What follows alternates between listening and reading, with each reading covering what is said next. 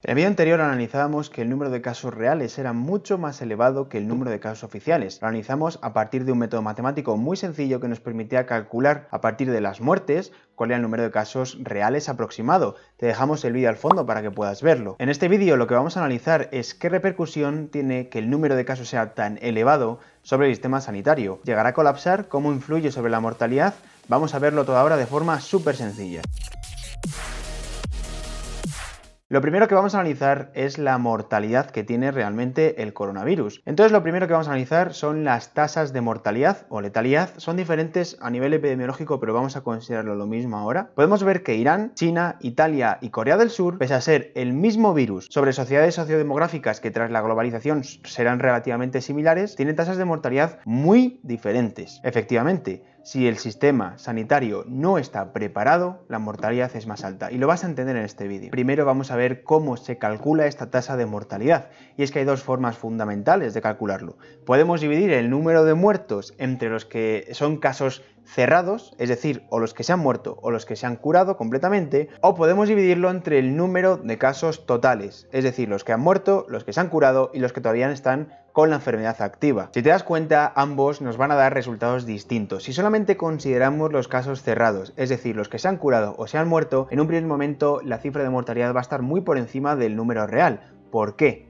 Porque la gente que muere antes que la gente que se va a curar. Entonces, en un primer momento esa mortalidad estará sobrevalorando el nivel real. Pero si consideramos la tasa de mortalidad en torno a los casos totales, es decir, los muertos, curados y activos, nos va a dar en un primer momento una mortalidad que está infravalorando el nivel real. Por eso la mortalidad solamente la podemos calcular una vez que han pasado mucho tiempo, el suficiente como para que tengamos datos realistas de cuánto es el número de muertes y el número de casos que se han recuperado de la enfermedad. Por lo tanto, aunque se está estimando que la mortalidad en Europa ahora mismo está en torno al 3,4%, nos va a ir mucho mejor si analizamos los datos que nos provienen de China, porque en China la epidemia ya ha pasado su pico teóricamente y por lo tanto ya podemos tener datos más realistas sobre la mortalidad. Y aquí viene lo curioso del asunto. Si nos vamos a China, concretamente a la región de Hubei, es decir, donde está la ciudad de Wuhan, que es donde se ha dado la mayor parte de los casos, ahí vemos las dos mortalidades que os he dicho, una que se calcula en torno a los casos cerrados y otra en torno a los casos abiertos, pero lo importante es que te vayas al final de la gráfica, aquí abajo. Te das cuenta, la mortalidad aproximadamente va a ser del 4,8. Pero si nos vamos a la mortalidad de fuera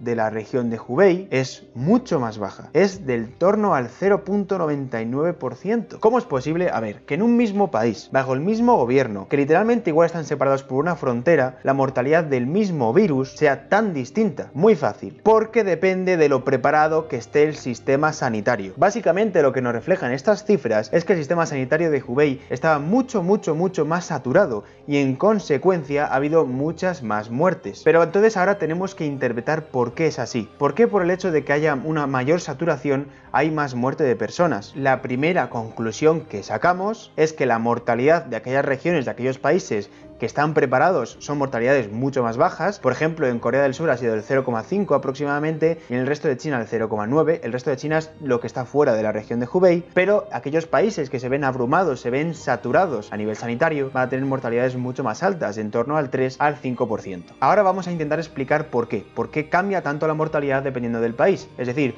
cómo repercute sobre la sanidad y cómo puede prepararse un país para esto. Si analizamos el número de enfermos de coronavirus que necesitan atención hospitalaria, aproximadamente es del 20%. Tenemos que sumar los que necesitan hospitalización y los que necesitan acudir a cuidados intensivos, a la UCI, a la UBI o como se llame en tu país. Pero de cada 100 infectados, 5 van a necesitar acudir a la UBI. Pero vamos a desglosar un poquito más qué infraestructura requieren estos enfermos. Y es que aproximadamente el 1% de los infectados, 1 de cada 100, va a necesitar de asistencia o soporte ventilatorio, es decir, de máquinas que son muy escasas, que son extremadamente caras y que los países no tienen en un número tan grande como para poder abastecer la demanda que va a haber ahora de estas maquinarias. Es decir, si en España tuviésemos 1000 máquinas aproximadamente, eso significa que cuando tengamos 100.000 infectados, que ya lo hemos superado según los cálculos que hicimos en el anterior vídeo, pues colapsaría el sistema sanitario. Llegaría un momento en el que llegarían muchísimos enfermos que necesitan de esa maquinaria y nosotros no la tenemos. tenemos. Es justamente esto lo que está ocurriendo ahora mismo en Italia. En Italia la situación está muy mal porque los propios médicos tienen que decidir a quién van a tratar y a quién no. Es decir, que literalmente eligen quién vive y quién muere. En consecuencia, la mortalidad es extremadamente más alta que los países que sí están preparados, porque han tomado medidas de forma mucho más proactiva y han evitado que la epidemia llegue a niveles de saturar el sistema sanitario. Es justo lo que ha pasado, por ejemplo, en Corea del Sur o en el resto de regiones de China que están fuera de Hubei. Por lo tanto, concluimos teniendo en cuenta a que la saturación del sistema hace que la mortalidad pase de ser de un 0,5 aproximadamente hasta un 4%. Se multiplica por 8. El no haber tomado medidas, efectivamente, acaba pasando factura. Por lo tanto, ¿qué es literalmente lo que tenemos que hacer? Y lo vais a ver aquí muy bien en esta gráfica. Y vas a escuchar aplastar la curva. Aplastar la curva. ¿Qué significa aplastar la curva? Significa, como veis ahí, que tenemos que bajar el número de infectados que sea de forma simultánea por debajo de la capacidad del sistema sanitario. Si el número de infectados es menor que la capacidad máxima del sistema,